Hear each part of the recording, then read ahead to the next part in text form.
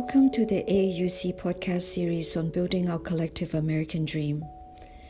I'm Dr. S.K. Loh, President of AAUC. In this podcast, we will focus on the hate crisis that our community faces due to COVID-19. When our innocent, respected seniors, vulnerable children, and women were being attacked, the urge to do good, to defend our community is hard to resist in each of us.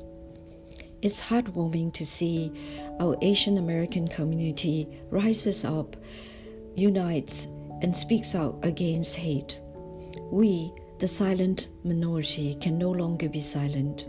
There were many notable rallies, vigils, and podcasts held in various parts of the U.S. since the beginning of this year. Each brought us closer to the realization that we need to unite and reach out for the public support to combat and overcome the stigma of being perpetual foreigner in a land that we all belong. We need to bring change to the system to eradicate hate and racism. Our host, Jack Hanna, board member and committee chair of AAUC, through his interviews, will shed light on what is behind the Yellow Whistle campaign and the national rally on unity against hate, organized by the Asian Pacific Islander American Public Affairs, and how they join forces to bring our collective American dream closer to home. Let's go to Jack.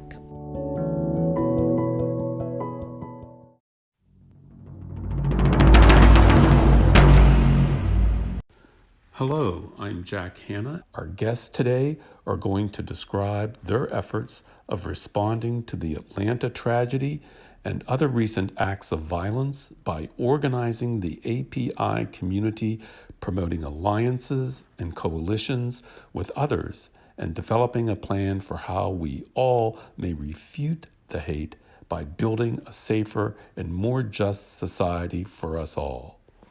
First, we interview Agnes Sue Tang and Lee Ann Chong about how they launched the hugely successful Yellow Whistle campaign and partnered with APAPA's Unity Rally Against Hate effort.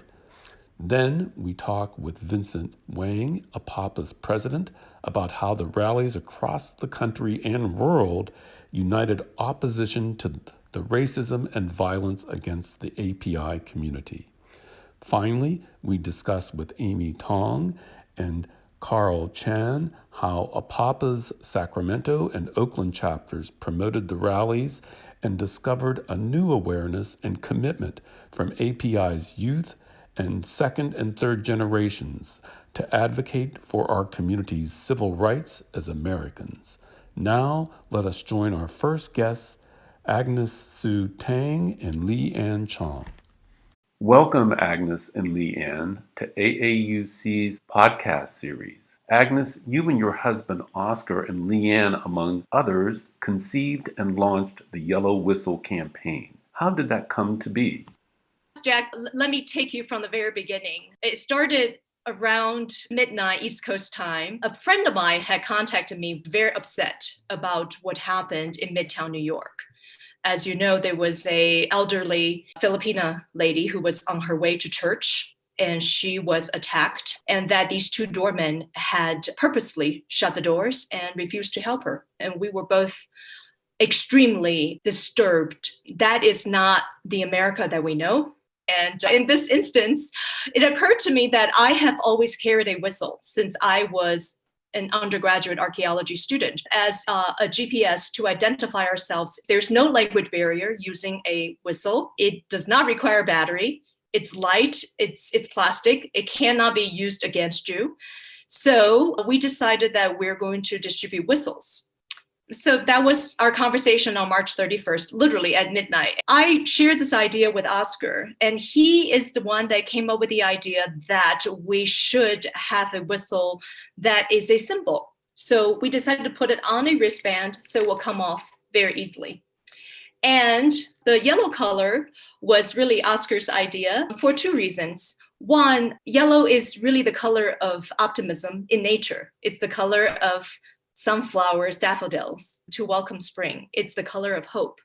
But in America, historically, it has been weaponized against Asians as the mark of xenophobia.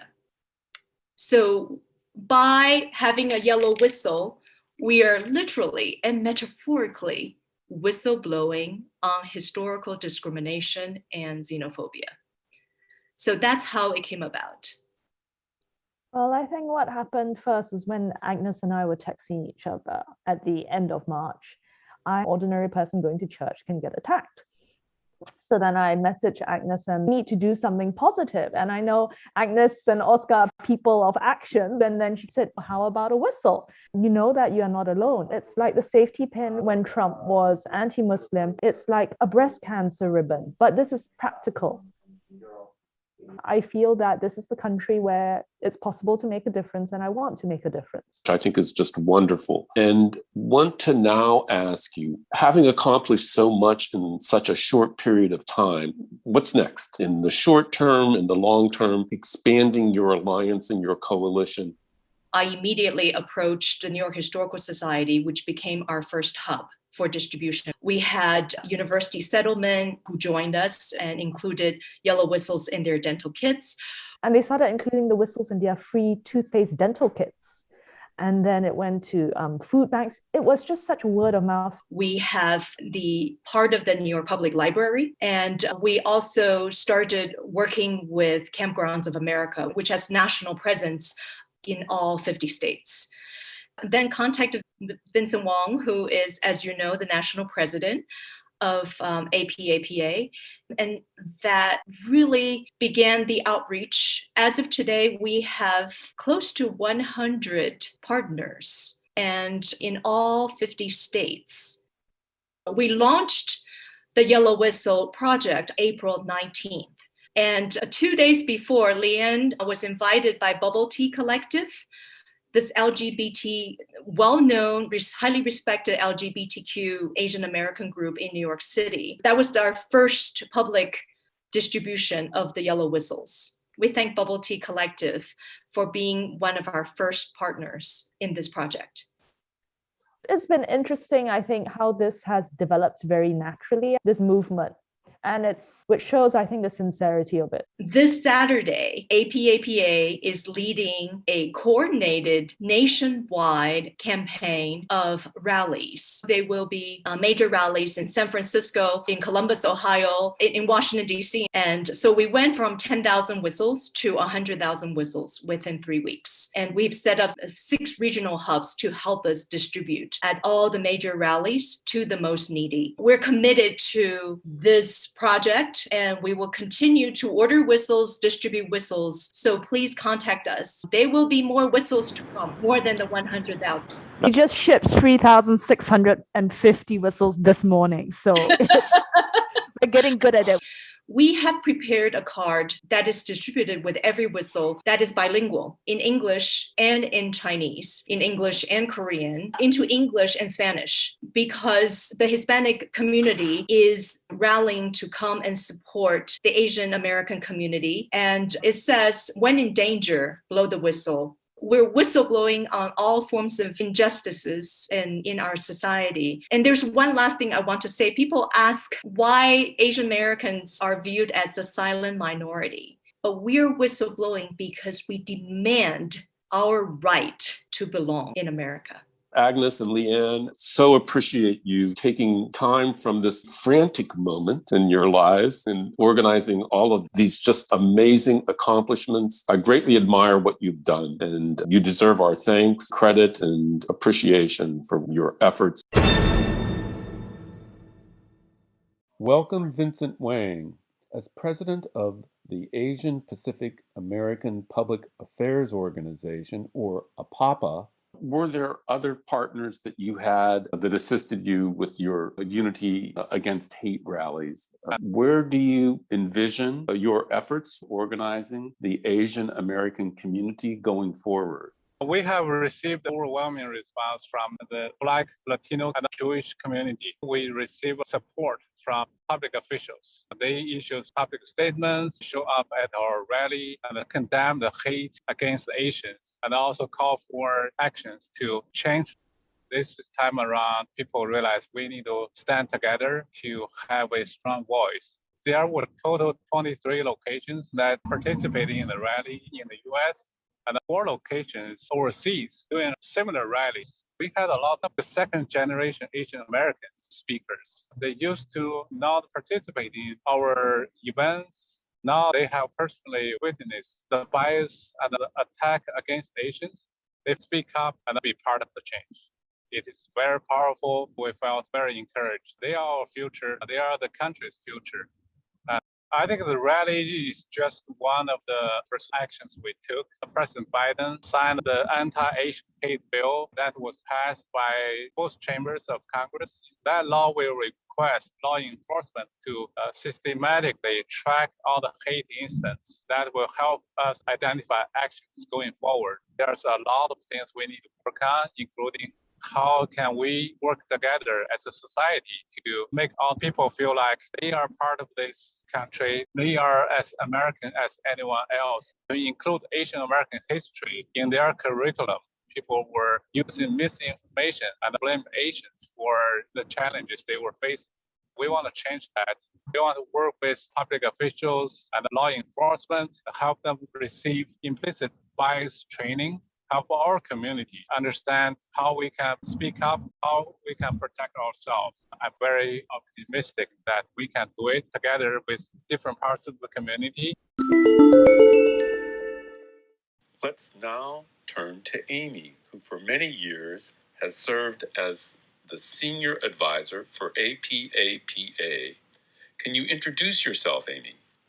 I am the California State Chief Information Officer. I'm also the Director of the California Department of Technology, which are responsible for providing strategic directions and policy changes and leading the way for digital transformation of how state government operates. Amy, what role did you have organizing the Oakland rally? It's one of the local locations amongst 20 different locations as a broader effort for the national unity against hate. I'm one of the originators of the entire idea of unity against hate. With the rise of the anti-AAPI incidents, there's desire from the community to come together and speak up. Myself, along with several other volunteers in Sacramento, to say, we got to pull this together. We have support from the different chapter leaders of APAPA and AAJA, immediate support to say, yep, we want to be part of it. Many other national organizations such as NAACP, CARE, for the Muslim community, OCA, and just many, many more that I wouldn't go into one by one. So Oakland location is one of those most active locations, thanks to the great leadership of Carl Chen. When did you first conceive the idea, and how difficult was it to organize under the time constraints? The rally took place on May 15th. It was early April. We know that rally alone is not going to be enough. And people is like, wait a minute, we're doing these smaller rallies in pockets, but where is a bigger movement to really send this message and the solidarity? And that's why the movement was come together early April to say with 3-pronged approach. One, continue to support the local movement because people needed that immediate response and express their opinion and their dismay of what's going on. 2, that the movement is not about painting ourselves as a victim of the hate, but is really should be a show of strength and unity on how powerful it is if all of us can come together, respect different diversity and respect different culture, respect different voices, but all works towards a common goal that is to build a better American dreams for everyone. We have a 3rd-pronged approach. It's going to continue with the work on policy change. We are demanding policy change, anywhere from more education about Asian Americans' contribution to the society, education to law enforcement and policymakers to better spot and address hate crimes, more educations to our next generation generation and different diversity groups to understand and communicate the different culture. And then therefore we learn to respect and learn to understand each other's need better. So a lot of these kind of policy change is the continuation of the work that we're going to be carrying on. I compliment your efforts and approach to educate the public and combine your efforts through coalitions with other groups. Describe that more in detail. What specific actions you have taken to promote coalition building? The coalition building, it's a core principle of Unity Against Hate movement. And it's very much the thinking behind why we use the word unity as opposed to only Stop Asian Hate or Stop AAPI Hate, even though we know that was the driver, but the end goal is not to protect the Asian Americans' well-beings. What the thinking behind building the coalition is, if we're doing this by ourselves, is never going to be as strong as if we were doing this united. When the Asian American community are faced with all these crimes, the very first group that reach out to me to say how we can help you, Amy, is actually NAACP, and is our African American community to say, look, they're there to help us to make sure that our voice are being heard. And we're here to stand by you. And that was very moving to me. And prior to that, it was the LGBTQ community. And prior to that, it was the Hispanic Latino community and then the Muslim community. And that's why building that coalition is the most important thing. Only by demonstrating what coalition can bring is modeling the way of how the different cultures can take the time to understand each other, respect each other, and live in harmony. How it came about that Papa connected with the Yellow Whistle campaign. The Yellow Whistle campaign is that the minute Unity Against Hate movement was launched, it was received by so many organizations that say, hey, we want to be part of it. Can we donate these yellow whistles at the rally? In fact, we passed the yellow whistle to the thousands of participants of the rally on May 15th. We lined up on exactly noon Pacific time, along with Central Time and East Coast time. We all blow yellow whistle to demonstrate that the message that we all belong. That was a very powerful moment for us. So we were very glad that the yellow whistle movement was part of the United Against Hate movement. There definitely have challenges for whether people feel safe to come out. By coming together, we say, no, this is not the time to be silent. The stereotype model citizens of Asian American, we just heads down, hard work and just deliver. We don't make any noise. We don't speak up. We don't push back. It's actually not helpful when it comes to a situation like this. We really have demonstrated there's no fear in speaking up. So I think that's one positive outcome that we were so happy with, a huge turnout, more than we expected. We need to carry the momentum forward to make those policy change. There is a dedicated group that's going to be looking at the various policy from federal, state, local level education side to see what type of succinct changes we can propose. We're going to hold our elected officials accountable for making those reality. We want to be proactive, and we want to be sustaining this momentum. One of the core mission is to do voter education and voters participation so that we have the voters turnout representing the Asian American community. I have seen more and more people feel comfortable to speak up, more comfortable to participating in this civic process. And we've been doing that for the past decade, watching a lot of young leaders that are coming out become more and more interested in the civic process. It's quite hopeful. They feel empowered to cast that vote. Papa have put a dedicated focus and called, our youth leadership development. So when they're younger, it's about social equality. When they're a little bit older, it's about equal opportunity in their career development.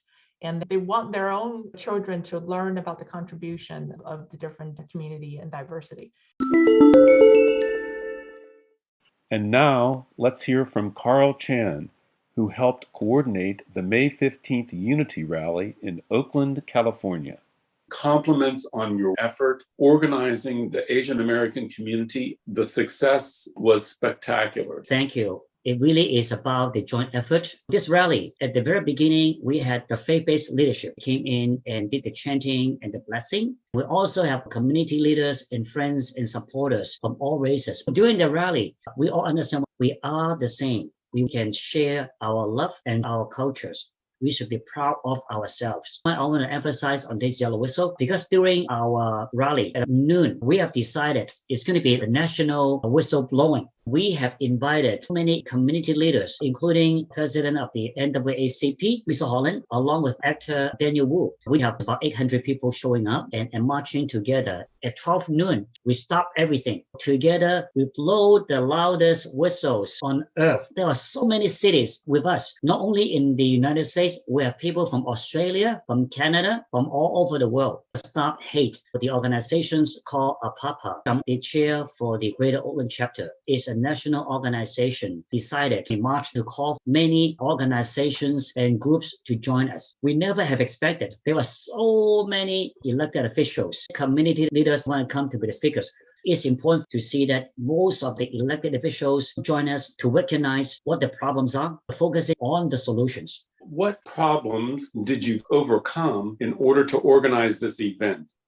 Well, interesting enough, just about 2 weeks before this rally, I was attacked. It was a cowardly attack from behind. Because of this incident, we are getting more people to come out in support of this rally. Now I truly understand so many victims of crime, how they feel, what their families should do, how their communities should come together. People may not understand what racism is unless you are the receiving end. We have to understand what hate is all about, what racism is all about. We want to stop all this racism, and therefore we want to call for unity. We should be part of the solutions, how to unite ourselves. We are wanting to educate our politicians, no matter in the city level, county, state, especially federal level. Bring out the message, unite everyone.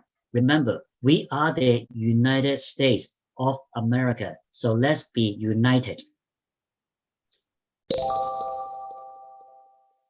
My heartfelt thanks to our outstanding guests, Agnes Tang, Leon Chang, Vincent Wang, Amy Tong, Carl Chang, and our host Jack Hanna for the inside stories behind the Yellow Whistle campaign and the National Rally on Unity Against Hate by APAPA, and how they joined forces to bring national attention on the Asian hate crisis. Listening to this podcast, my main takeaways are, under the hate crisis, Asian Americans, young and old, speak out, unite to break our stigma of being the silent model minorities and the perpetual foreigners. We all belong. To achieve long-term impacts, it will have to come from build solidarity with other discriminated minorities, public officials, law enforcement, and educators to fight for systemic change to overcome hate and racism.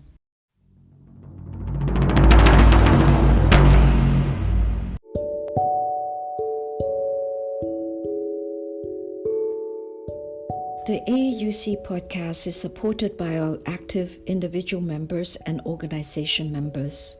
For more information about AAUC, please go to our website asamunitycoalition.org. Again, it's asamunitycoalition.org. For information about the Yellow Whistle campaign, go to theyellowwhistle.org. For information about Asian Pacific Islander American Public Affairs, go to apapa.org. Thank you for listening to our AAUC podcast series on building our collective American dream. If you liked our podcast, please subscribe.